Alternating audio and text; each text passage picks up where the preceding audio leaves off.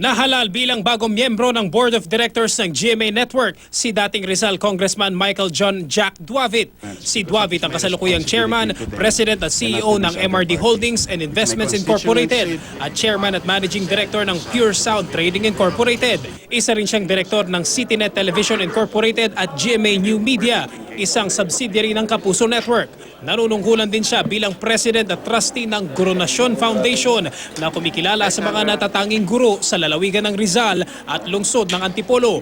Umuupo rin siya bilang trustee ng GMA Kapuso Foundation.